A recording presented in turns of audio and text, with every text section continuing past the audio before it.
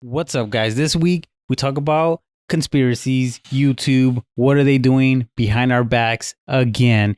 I mean, do you like ads? Because we don't. We keep getting them somehow, and it's not because we're not paying for YouTube Premium. Keep listening to find out why. Your boy gets a carrot because I went down a rabbit hole of Fresh and Fit podcast. I break down how men think and how women think men think. After that, got a little bit into some jokes, some comedy. Can we do stand-up comedy? We transition into magic. Not only any magic, but Steven's Chris Angel show experience into reality stars, Jersey Shorecast. Who's more famous? Jersey Shore, YouTubers, TikTok. How long are they going to last? 1 year, 5 year, 10 years? And how famous are they? We compare all three of them to one another, and we end with, how did we end? I forgot how we ended. Something after that. You have to watch to find out. It's worth it. Yep. 3, 2, 1. Yo, what up, everyone? 2 mics, Pedro, Steven. You already know. Today, I don't think we have anything specific. However, all right, you know how you say, yo, I'm at work and I sometimes go through rabbit holes? Or you say you go through rabbit holes and this week you went through this. This other week you went through some random fountain videos about how to make a pond in the backyard. And then this other day you go through whatever watches and the intricacies of watches and how complicated they are. All right, this week I went through my own rabbit hole. Have you ever heard of Fresh and Fit podcast? No. Basically, it's like the anti-simp podcast. It's pretty much guys breaking down how men think about women, blatantly honest. And then, so to connect it to, like, I guess real life, I was talking to Eva about working out, and there was this recurring theme that coming up about, why don't you want to work out? What's wrong with working out? And then she kept telling me side snarky remarks like, oh, you're over there having fun, right? Which it's technically true. I mean, but I wouldn't say that I go there primarily to have fun. But I kept hearing like, oh, you're always there. You know, you're always having fun. And this recurring theme of you go there to have fun kept popping up. And finally, on the weekend, we actually talked about it. I was like, why do you think that I go? Like, why do you think I go there? And she said, and then she explained why she would want to work out. And her reason for working out was, when I work out, I primarily go for the competitive aspect of it and to have fun, which is why when we were at track, all three of us, she would go there for the racing portion of it, the competitiveness, and to have fun. But I never looked at it like that, even when I was doing track.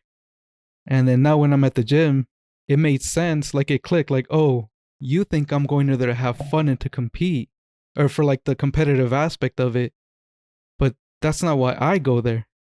And I get why she doesn't want to join, because it won't be fun. I mean, it will by default, but that's not the primary reason why I go. Then I had to break it and say, no, I go because for 3 main reasons. Contractually obligated. Yes, but no. Yes, but no. The reasons I go is to learn, for self-defense, just to have the knowledge that if some kind of altercation ever came up, that I could either pretty much just defend myself, and to push myself physically.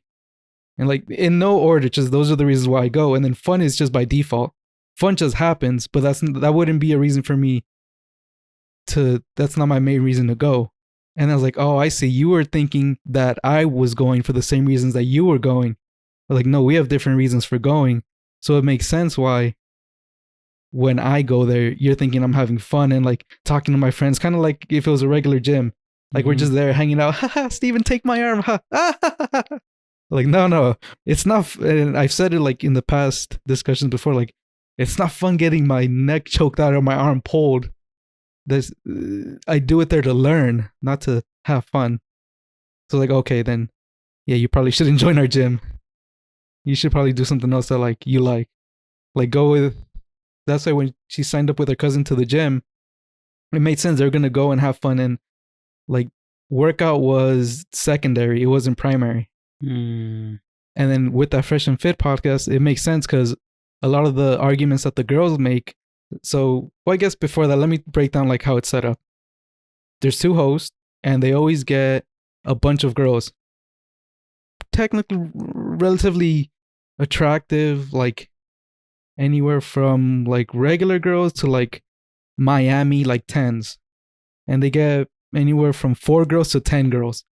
And they just question them about what do men want? What do women want? How do they think men think about women? And then the girls have like a back and forth. A lot of the times they assume that how they think is how men think. A recurring question is, what do you want? Or what do you think a man wants in you? They ask the girls, and the girls respond, oh, I think they want someone who's a boss babe. Meaning that they're ambitious, that they make this much money, that they do like what boss babes would do.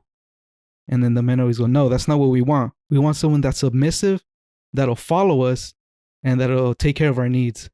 And they're always like, oh, what do you mean? So I've been going on a little rabbit hole and just watching their stuff. And the arguments they get, the arguments are funny. Because they're trying to be funny, or because No, because they get there's shit. no logic in what one side is saying. You ever heard of no feelings, all fact? Yeah. This is all feelings, no fact. Flagrant does it's all feelings, no facts. And they just spewed the most craziest shit. Huh. I might have to check it out. Probably won't, but Yeah. No, all good. It's just speaking of rabbit holes, I haven't gone on any lately. I've just been going through my usual, but I have been noticing. All right, let's back it up. Do you know how they're saying like all the apps on our phones track us? Yeah, I've heard that They before. track what we do.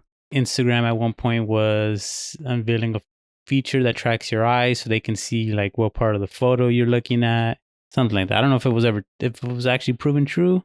I know there was some talk of eye tracking feature. I know the iPhone does it right away because if you look away, then your phone dims. That's how it knows when to turn off the screen. Yeah, I've heard about that. Right? I think YouTube does that. No one's like caught on to it. Huh. So if you're not looking, you're saying that it would pause the video? No, those motherfuckers give us ads. Oh, I see what you mean. When you're not looking, they put the ads in there so then they can get the revenue from it. Cocksuckers. Oh, I see. So I'm working. I'm watching a podcast. Just, secondary to what I'm actually doing, right? Mm-hmm. And yeah, you get the ads here and there and everything. But it seems that every single time that I get up from my desk, let's say go to the printer, go do something, almost immediately I get a fucking ad. And it's one of those, and I'm like, okay, 10-second ad, whatever. There's no reason for me to walk back to my desk just to skip a 10-second ad, right? Mm-hmm. No, it seems to be that every time I leave my desk, I get those stupid fucking ads that are 2 minutes, 3 minutes long. And then I'm just, so frustrating. No, actually, that makes sense because sometimes when I'm just doing chores around the house, if I can, I like having it in front of me. Like if I happen to be like in the kitchen preparing something, or even like I'm cleaning my dishes, I'll have the phone where it can see me and where I could see it. But there's sometimes like cleaning the bathroom where I can't take it in there with me. Right. So I'll leave it like out here or on top of this right here while I go in there, and it's connected to the AirPods so I can still hear it. And I do notice that when I leave it, it does give me the ads. But those long ones, huh? Yeah, I have to go back because if it's like those 5-second ones, whatever. Yeah, that's whatever. But once it goes on for 10, 30 seconds, I have to come back, skip it, and then go back. So annoying. Actually makes sense. And it just goes to show you how intrusive companies are starting to get. I don't know. Every day is just one step closer to us giving up full control. Did you ever see the Black Mirror episode that was pretty much explaining what you're just saying? How everyone had their own like YouTube channel per se, their own little channel, and everyone was trying to be the next famous person Mhm. with their own little channel. Did you ever see that one? No. I think it was either the first or second season of Black Mirror. But yeah, it just went into that how the people in that society had let tech companies or online video pretty much dominate their life to the point where they all wanted to be famous. They all wanted to be on TV. They were all reaching for that top level of fame. And then one person, two people would reach it. They would be there for a day, a week, a month, then on to the next. And it was just a cycle that just kept going on. Yeah, no, that's crazy. I've not seen it. Yeah, our phones are freaking controlling our lives, man. Even more if they pass that passport or whatever the fuck it's called. Mm-hmm. You cannot be able to do anything without your phone. I don't know. Anyways, that pisses me off. Well, it already got implemented in New York where you have to. It's too early though. I don't know if it's actually working. And the governor just resigned. I saw that for some allegations, right? Mm-hmm. Yeah. Effective in 2 weeks.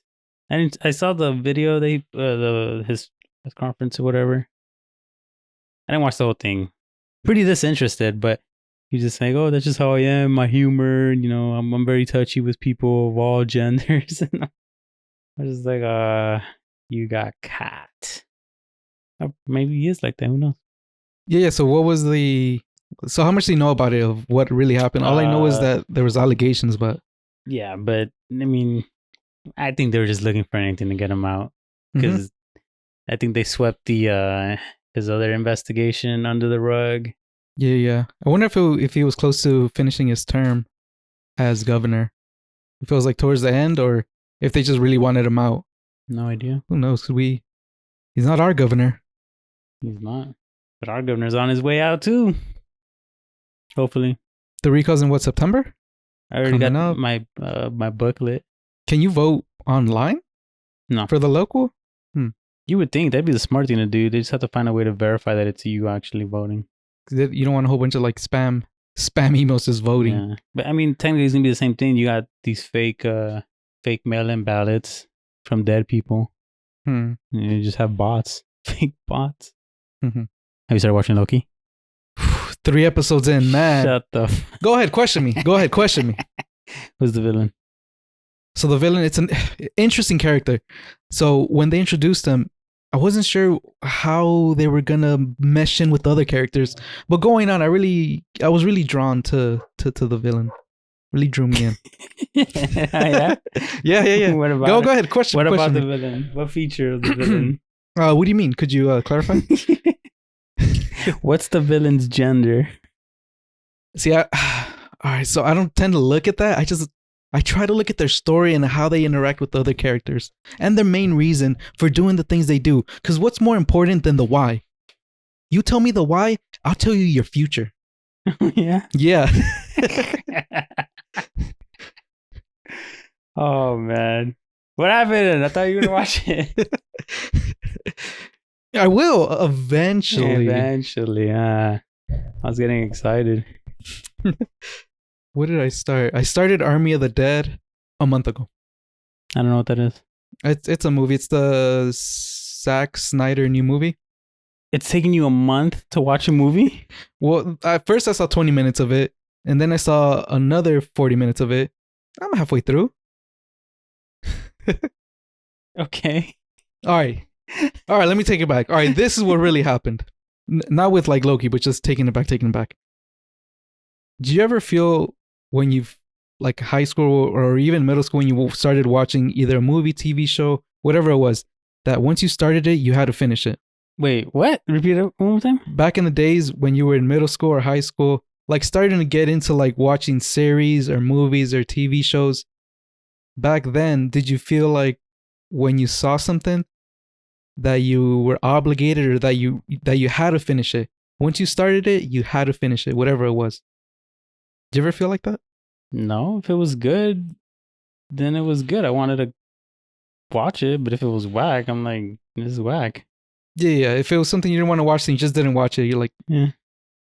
So I was the same way. And as time went on, whenever I found something good or great, when I started it, it was almost like social media. You know how you randomly scroll? and then it just becomes kind of a habit. So I got into the habit of whenever I saw something that was good or great, once I started it, I felt like I had to finish it. Maybe not right away, but as soon as possible. Last year, I did something that I don't think I've ever did before. I would watch something and purposely pause it and stop watching it and come back to it a week later. And for a whole like 4 months, I kept getting that itch to like keep watching it. Like when you're watching a dope show and then it ends, you're like, I gotta watch the next one. I gotta watch the next one. Maybe not right away, but as soon as possible. Like I gotta get to it. And I think I got rid of the habit where if I can start anything now. If it's the best thing I've ever seen, I can just stop and not watch it and I'll finish it. Okay. Why would you want to do that? Did it to see if I could do it. Different. No. Look at me. I have so much self-control. You know what? Honestly, yeah, I'm better than you peasants. All of you. I mean, oh, jeez. No, that's just because it actually half truth, kind of. Not the peasant part, but I felt like I was getting to a point where not that it was unhealthy, but I really wanted to finish something. Then I would just continue to think about it. I was like, and it would kind of distract me from doing other things. So I kind of did force myself to not watch it. But now I'm at a point where if I start something, I can just not finish it. Okay, so now don't finish whatever you're watching now and just start watching Loki. I could. I mean, the shows are written in ways so that way if an episode ends with a cliffhanger, you can just stop there. Go about your day until the next time you're able to watch a show. I probably won't, but I probably could do that. I mean, I don't know why you make things so difficult for yourself. You deserve it. You work hard. Relax. You're right. I got to double down and work harder. Because that's what we're taught. Have you heard of like the grind culture? Grind? Like Grinder? Yeah.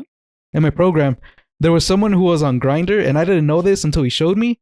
But he was gay, obviously, and he was on Grinder. He's like, yo. He showed me one time. He's like, yo, check out this dude. He's like 50 feet away from me. I said, what the fuck? What do you mean he's 50 feet away from you? He said, yeah, Grindr tells you how far someone is. It doesn't tell you where they're at, but it tells you the distance that they're at. Mm-hmm. I was like, that's fucking creepy. He said, yeah, but you know. No, the app was made to like fuck. Yeah. Because I've been shown the app before too, and that you could set your like status. As in? Like, you're ready to fucking go? You're you want something more specific, like to go on a date or coffee or some shit, or not available. And it would show you how close you are, and that way you can just like try and match with the dude. And if both you are ready to go, then you're 25 feet away from each other. Boom. Because Tinder's not like that, is it? I mean, you can see the distance, but it's not like feet. It's by miles. Okay, that's a way bigger range. Yeah. They're like, oh, person's like 5 miles away. Yeah. Which is fine, because that could be like 5 miles in any direction. Yeah. Yeah, the feet thing, I was like, damn, that's... Because we were on campus. He's like, yeah, this guy's probably on campus with us too. I said, okay. Next classroom. Yeah, pretty much. Have you ever been hit on by... Yeah, my friend in the program. Oh, yeah? Yeah, but he found out real quick I had a girlfriend, and then he was like, okay. He was cool. I recently got hit on. Was it the day we went out or another day? Nah, it wasn't in... I say recently, but it's not that recent. Because I guess recently, what would recently mean to you? Like the last week or so? Yeah, that's what I thought you meant. It's more like a month, 2 months out ago. But I thought just some random dude saying hi or like what's up. And I'm like, oh, what's up, bro? You know, if I don't know you, I'll give you the fist bump. And then they just said, you guys look like you like to have fun. We're like, yeah, sure, I guess. Whoa. Who's you guys? It was you and another friend. Okay, you don't want to say cool. Probably doesn't want to be. Yeah. No, I got you. I didn't want to know that the situation happened. But yeah, it told us like, hey man, you look like you like to have fun. We're like, yeah, sure. I thought he was asking like for drugs. We're just like, oh yeah, sure, dude, but you know, I don't know. Good luck. Good luck. Nah, you just have that face, and then at that point we realized that we're like, oh, and then we kind of had to like be like, nah, dude, we're just gonna, we're just chilling. Have a good night. Get home safe. Yeah. That type of stuff. It was odd. Yeah, to say the least. Because you never know. It's like that one time. Hey, you bloke get on this bus or not? You don't know if it was being mad disrespectful or that's just what you say. I don't know if he was trying to be super nice or... I don't know if you've heard this before. I'm pretty sure you have that. Gay men are more aggressive towards each other, towards like flirting. Have you ever heard that before? That their flirting is a bit more... let me rephrase. I shouldn't say aggressive. It's more direct and straightforward. I guess. I mean, I don't know. I've only experienced it that one time, so wouldn't know. And that was barely a feeler. Yeah. Feeler question. I only know. I mean, from the movies, it looks like it. Yeah. But the movies are the movies. So what I've heard from, you know who it is, right? Yeah. So what I've heard from what he's told me is he can just hit up any guy and just be like straight up, do you want to hook up? And just bada bing, bada boom, like that easy. It's like the equivalent of a guy going on Tinder. And you know how they kind of, there's like a little bit of play. There's the game that they're trying to play to like try to get the girl. Well, it's not like that with him. When he just goes to talk to another guy, it's like, hey, do you want to hook up? Yes, no. And there's like a little bit of like the chase, but not really. It's more like, let's meet up, have some drinks, come back. And there was a point I'm a little hesitant because I don't know who's gonna see it. But fuck, he was just going through guys. I was like, damn, get it. Sheesh. Damn. Yeah. Yeah. I mean, get it. Go for yours. No, he did. Go for yours. Aside from that, I don't know what any other way to approach it. So, aside from someone being like, hey, you got a girlfriend? And then my response being the same as always. Nope. But I do know somebody that would be really upset by that answer. Shout out Mitch Hedberg with that classic joke. That was one of my favorite jokes. That dude is funny. Do you know what that is? Nope. Mitch Hedberg. Comedian, I'm assuming? He passed away. But he would do like little one-liners like that. He's like, hey, if I think about something funny and I'm in bed, I'm too lazy to go get a pen, I convince myself it's not funny. Like shit like that. Yeah. The way like he would deliver those jokes, fucking hilarious. Because it would be like shit that in a way that you would have never thought of it. Just crazy angles. Kind of like Jesselneck, but Jesselneck is more like dark humor and it's more like long. It's like a very long buildup, but you don't expect where he's going. Kind of like that in the sense that you don't expect where he's going.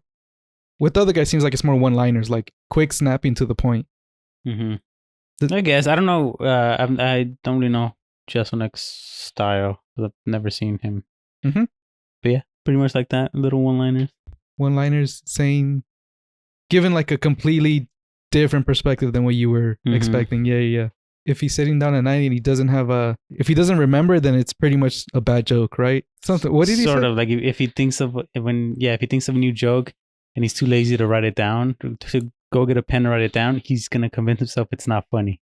Yeah. I've heard that before in,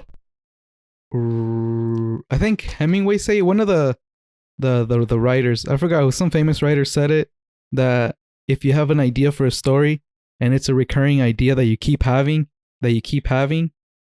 and that if you can step away, sometimes you go to sleep, you have this idea of whatever it is, business, something you want to do, some like idea that you're like, oh, this is great. And then you wake up after 5, 10 minutes, 20 minutes, you forget about it. It's kind of that idea. If you have an idea for some kind of story or something, and if you can go away after a week and you still remember it, then you should probably write it. It's probably going to be a good story, or a story that you really want to write about. You should just go for it. Oh, same idea, just different art style. Would you ever do an open mic? Nah. Yeah, me neither. Nah. I don't know the mechanics of a joke. Like I feel like in group settings when we're just kicking it or whatever, and when we're just talking, there's times where like I feel like I can chime in because the situation is funny. Mm-hmm. I can say something that's funny, and when we all laugh or whatever, or like joking around with my closest friends, like the way we shit on each other. Mm-hmm. I can do that.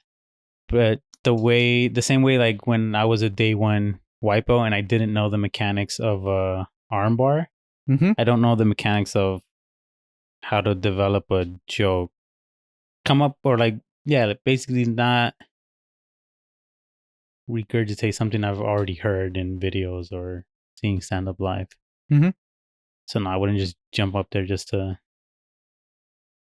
eat a bag of dicks, as they say. Yeah, yeah. What isn't that what that's what the open mic is for, to not to get shitted on, but to learn how to do that, to build the skills, to know how to write a joke, to know what's good, to know your cadence, your timing. I feel like open mic is like open mat, where you go up there to showcase your skills. Oh, I see. You know I what see. I mean? see. I would want to learn, like do what Jenna did, take a class. Because obviously everyone has different styles and there's no one way to write a joke. Mm-hmm.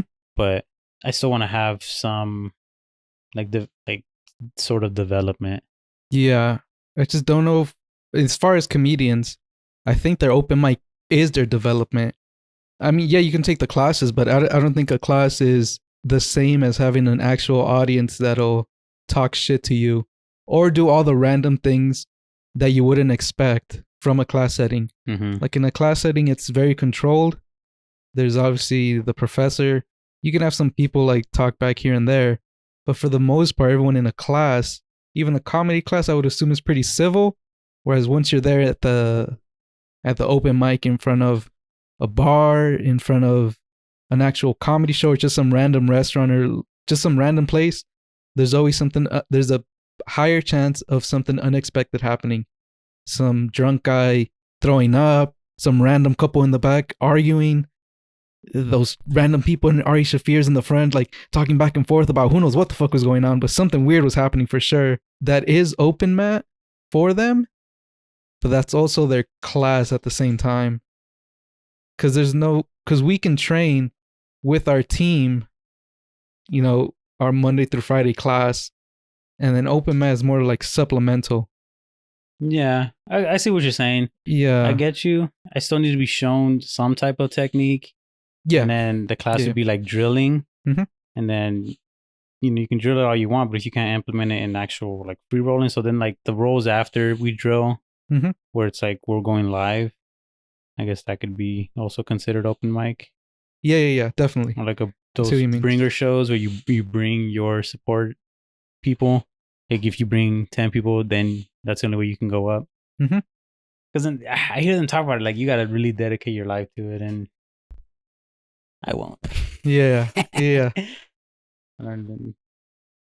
I'll be like one of those guys that Rogan always talks about. Which one? He's always talking about it. He's like when they talk about comedians and how much time they've been putting in or whatever, and then they talk about like those hacks that aren't funny, or the ones that are always complaining, or the ones that are part of that cancel culture, being haters and shit. Mm-hmm. It's because they're not putting everything they can into the craft. Like they're not going up as much as they can. All that shit. I've also heard him say about the comedian who comes out with some fire set, and then he asked the manager, "Yo, this guy's funny. Why isn't he doing shows on Netflix, etc.?" And then the manager of the club says, "Yeah, that set, that's his 20-year set that he's refined. He keeps repeating it over and over again. He doesn't want to move on." Mm-hmm. Do you think learning something at like that high of a level that you would lose the, how should I say, kind of like a magician? When you see a magic trick, you're like, oh shit, that's dope. But once the magic trick is explained like step by step by step, it takes away I guess what made it special, the allure, the passion, how should I say, the mystique of it. Once the magic trick gets broken down, it's like, oh, okay, it wasn't as impressive as I thought it was. Now that you know how it works, you think comedy, if you ever wanted to understand how a joke worked and the actual like intricacies of it, once you actually learn how to do it, it would take away the magic of it. No. And I say that because we went to see Rogan live, and we saw part of the set that ultimately ended up coming up being like a big part of the special. Mhm. The way we saw it, it was funny. But then when I saw it again, when the special came out, like the final version of it, it was so much more different, but still funny. And I thought that was so cool. How they went from that point, and I think it was like maybe a year before when we saw it. Yeah, about a year. Yeah. Yeah, so maybe he taped a special like 6 months later, and then 6 months for them to edit it together and all that stuff. Mhm. So even then, we saw that joke at like towards the tail end, and it was still different. I thought that was so cool. So I don't think it takes anything away from it. Same thing with like magic. Mhm. Because I have learned magic tricks. I know how to like Oh, the coin? with cards. Oh, yeah. You know, a couple. Just because I know how to do it, and if I see somebody do it, I go, I know how you're doing it. If they can do it flawlessly, where it actually looks like they're making cards disappear, I think that's sick. Yeah. And yeah. if I know how to do it and I can do it just the same way, then I feel like there's always someone new I can show it, and I can get their reaction, like, "Oh shit, what the fuck?" Oh, you know. Mhm. Same thing with Yeah. the armbar. I know how an armbar works, but there's always somebody new I can try it on if they show up to the class or open mat. With the Rogan thing, so the thing about the Rogan thing is that we were a viewer, not the actual doer. So it's different. But with the armbar thing that you just mentioned, with the armbar thing, you're the person learning it. You know, when you first learned it, you're like, oh shit, this is dope. I got my first armbar, second armbar. And after a while, you don't lose not like it or appreciate it just because you knew how to do it. You just learn to do other things with it. If that makes sense. Like transitions with it. Now I can get it from this angle or from that angle. Yeah. Or people know the defense. People know it's coming, so you have to set it up in different ways. So it's always like a moving puzzle that's always changing. Yeah. And that's what I like. And I think that's the same way developing a joke is. Because it works the first time when an audience doesn't expect it. But if they come see you the second night and you tell them the same joke, it won't be as funny Mm-hmm. because they've already heard it. Yeah. Same way if I got you in an armbar and then we go back to rolling and then I try to go for the same thing, if you're aware, you're going to stop me from the same setup. Oh, when? Yeah. No, when I stop you. Oh, yeah.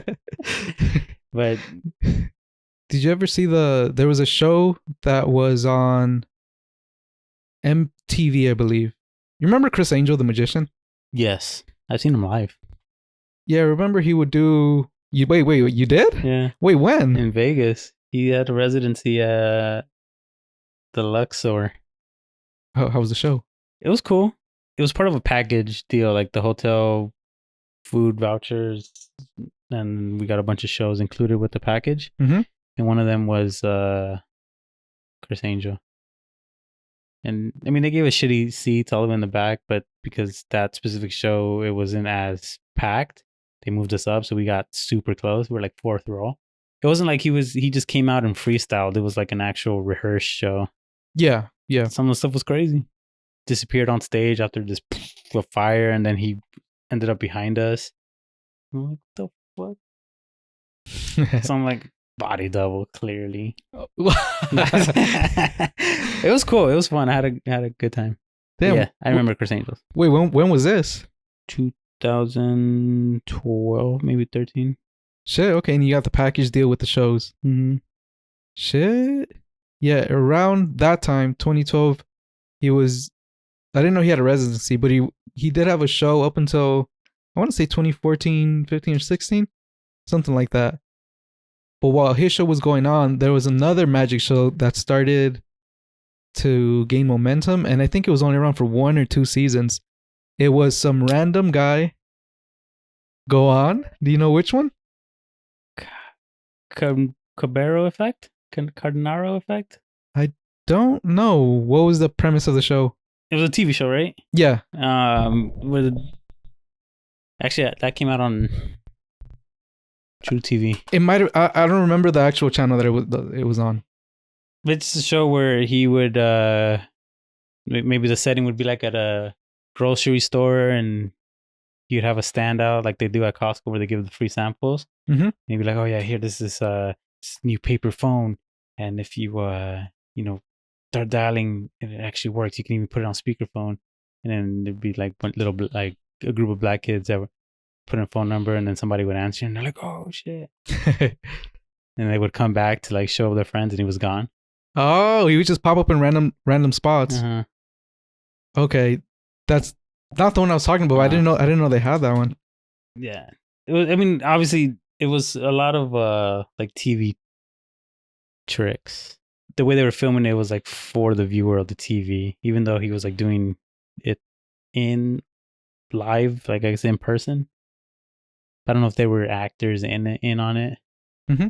Yeah, I don't know. I just kind of derailed what you were trying to say, but that's actually good because around that time there was a lot of magic shows popping up. I didn't know about that one, but there was this other magic show that was debunking magic tricks, and it would always start off with a guy with a mask, I think with a voice changer saying, "Hi, my name is call me something something," not his real name. I'm here. I'm gonna debunk all these magic tricks. The magic community doesn't want me to tell you these, but I'm gonna show you the most famous magic tricks, and I'm gonna show you how they did them. And then he would break down this famous magic trick and show how they did it. I think I've seen that before. The first episode was like with David Blaine, how he survived like 48 or 72 hours something in that ice chamber. Mm-hmm. It was like a big ice cube, glass, or some type of plastic freezer where the walls were see-through so you could see him in there. And then he broke down like this is how he did it. That he had a body double, and that underneath the platform there was a spot where you can trade places with the person on top. So if this was the person on top right here, and this is like the chamber they were in, underneath there was a stage where they could kind of crawl down, and then there's a platform right here, and then the person would just be right here, and they had a bottle where they can pee or bags where they can poop, food, and that you would have to like come up, go back to back with the person, kind of move around as if you're moving around for the cameras, and then switch and kind of go down in the hole. And that was one of the ones that he saw, and he broke down other magic tricks and famous and popular magic tricks and how they did them, or how he thinks they did them. I think it lasted 1 or 2 seasons and then just stopped showing it. Yeah, magic shows were popping for a while. Carbonaro effect. That was the name of the show. Carbonaro effect. True TV? Yeah. I don't know because we used to watch a lot of Impractical Jokers. Oh, yeah. And that show would come on right after. And it was a good show. There was one like where he would walk in to it was a doctor's office. The guy would, you know how they have you sit in the inside the room already, and then the doctor comes in and then you start the evaluation. Oh, yeah. And the girl like has half her body covered, and then the doctor comes in like, haha, I'm gonna check you now. And then the husband's on the other side waiting, like, oh, baby, you okay? And then all of a sudden she starts moving like this. He's like, yeah, I'm fine. Damn. All right. No. Oh, sorry. It's just, I feel like you were watching that on a website. No. Never mind. Go on. The magician would come in dressed as a doctor, right? And introduce himself to the dude, and while the dude was sitting on the bed / table, whatever the fuck they call it. Yeah, on the table. And he would get behind him. He's like, "Yeah, man, sorry, it's been crazy long day or whatever." And he's like, "Oh yeah, I get it." And then he would turn to the skeleton because there was a skeleton behind him. Mm-hmm. And then you look away, and then the same dude would come in again, be like, "Oh, hey, how you doing?" Like remake the introduction, and then the dude would like, "You just walked in and turn around," and then the skeleton would be there wearing the doctor's cloak. Yeah. And then the dude would be like, "What the fuck? Am I seeing things?" TV effects. Yeah, yeah, yeah. It was fun. It was a cool little show to watch. But when you were watching it, did you know they were TV effects, or did you think like, oh shit, maybe this is real? I don't know. I don't think I was like, oh shit, what? But I also wasn't, versed enough to know it was TV effects. I was just like, oh, cool. I wasn't expecting that. Yeah, yeah, yeah. I was entertained. Yeah, yeah, of course.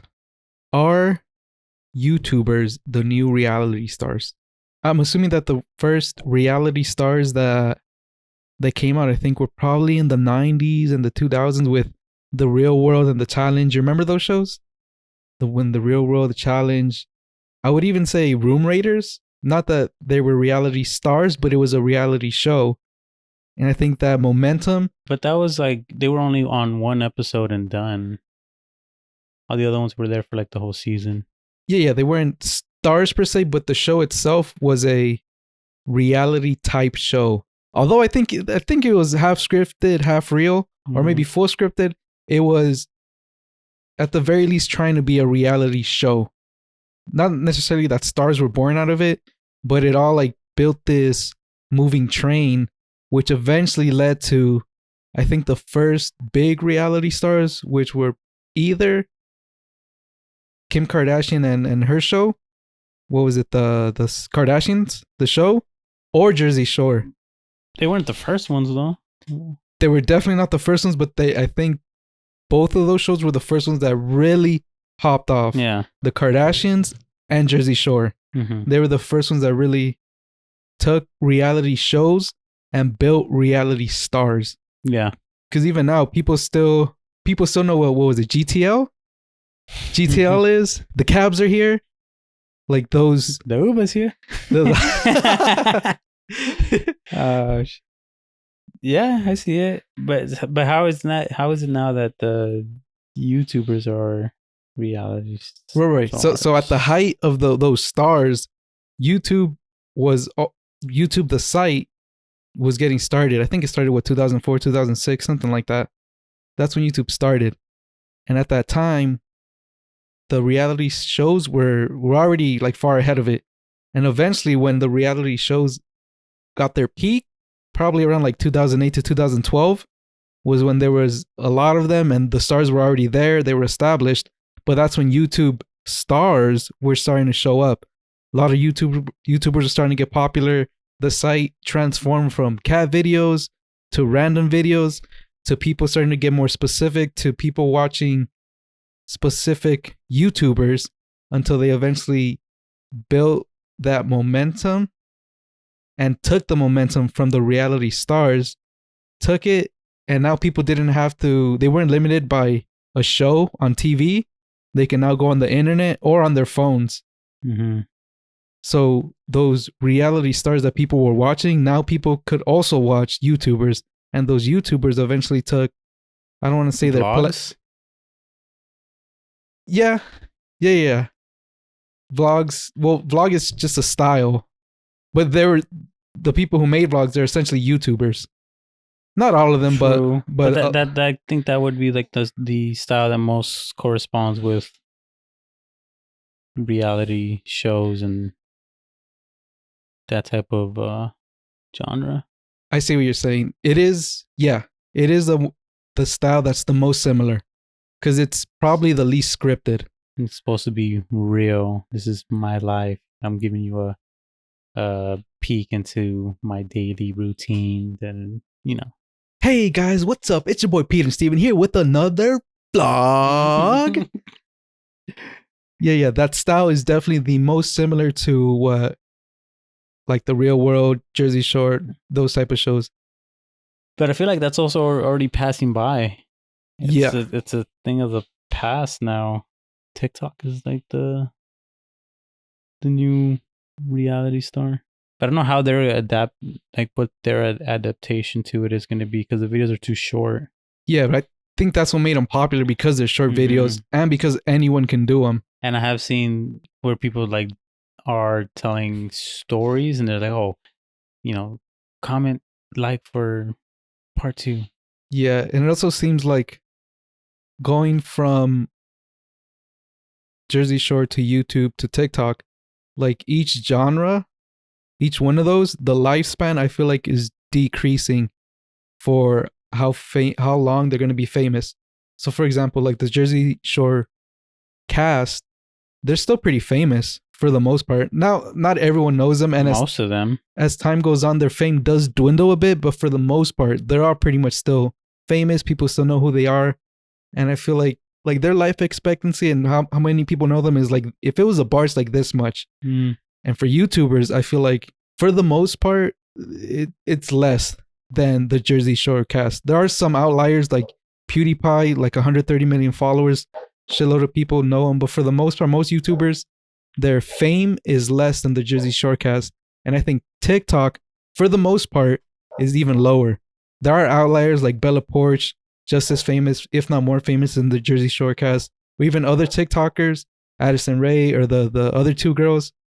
They're obviously probably as famous or more famous than Jersey Shore cast. But for the most part, I feel like their life expectancy is even shorter than YouTubers because of the format. Whereas Jersey Shore, it's a season, a lot of production, a lot of time to do it. And then YouTube, still a good amount of production, a lot less though. It's more freestyle. And then TikTok, almost no production. Quick, fast, to the point. And I think the shorter the production gets, the shorter the life expectancy of the person's fame. Just because they're replaceable. The more easier you make something, the more easier something is to do, the easier it is to replace you. Does that make sense? I can see it. But we'll see.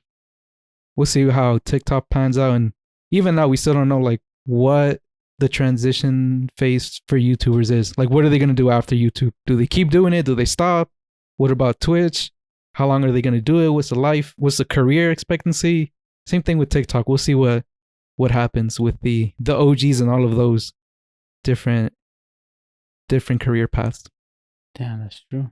Because none of them have actually retired yet. Well, some people have, but we don't know how the big channels and the most popular ones, like what are they going to do after?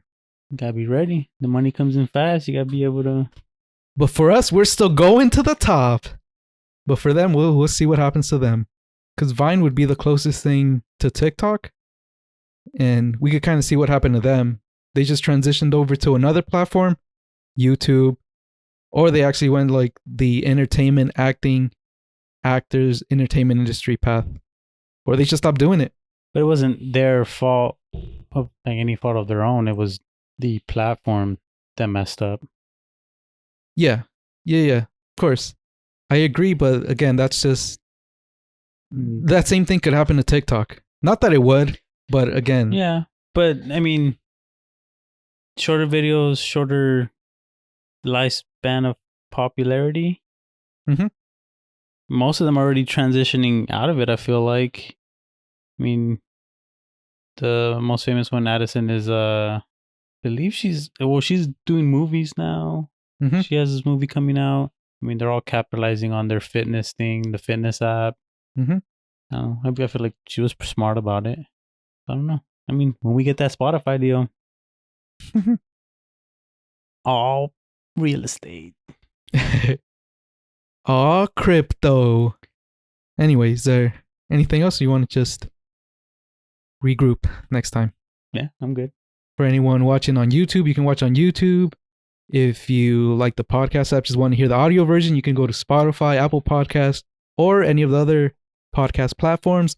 And then I like that. I like the one line that everyone says. Hold on, let me say how they say it. So recently we've been looking at our analytics and 87% of you actually aren't following us. Go ahead and hit that follow button. Anyway, back to you, Steven. I have heard that one a lot lately too. Just kidding. I completely made up that number. But if you haven't, hit that follow button. That was my fake laugh though. Believable?